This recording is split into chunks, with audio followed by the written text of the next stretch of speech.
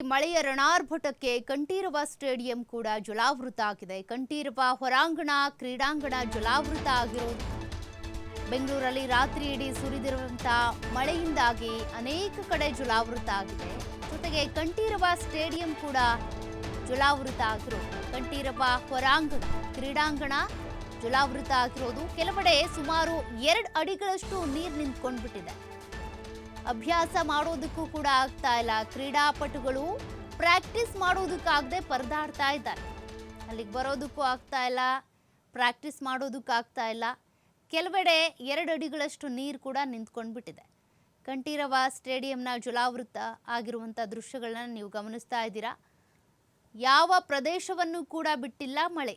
ಎಲ್ಲೆಲ್ಲಿ ಜಲಾವೃತ ಆಗ್ಬೋದು ಆ ಎಲ್ಲ ಕಡೆನೂ ಜಲಾವೃತ ಆಗಿದೆ. ಈಗಾಗಲೇ ನೀವು ಒಂದೊಂದು ಏರಿಯಾಗಳ ದೃಶ್ಯಗಳನ್ನು ಕೂಡ ಗಮನಿಸಿದ್ದೀರಾ.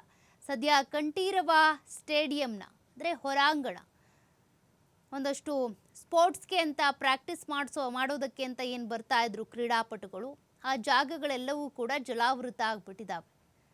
ಪ್ರಾಕ್ಟೀಸ್ ಮಾಡೋದಕ್ಕೂ ಕೂಡ ಆಗ್ತಾ ಇಲ್ಲ ಕ್ರೀಡಾಪಟುಗಳಿಗೆ. ಕೆಲವೆಡೆ 2 ಅಡಿಗಳಷ್ಟು ನೀರು ನಿಂತ್ಕೊಂಡು ಬಿಟ್ಟಿದೆ. ಈ ಥರದ್ದು ವಾತಾವರಣ ಇದ್ದರೆ ಯಾರಿಗೂ ಕೂಡ ಅಲ್ಲಿ ಬರಬೇಕು ಅಥವಾ ಪ್ರಾಕ್ಟೀಸ್ ಮಾಡಬೇಕು ಅಂತಲೂ ಅನಿಸೋದಿಲ್ಲ. ನೀರು ನಿಂತ್ಕೊಂಡಿರೋದ್ರಿಂದ, ಅಲ್ಲಿ ಜಲಾವೃತ ಆಗಿರೋದ್ರಿಂದ.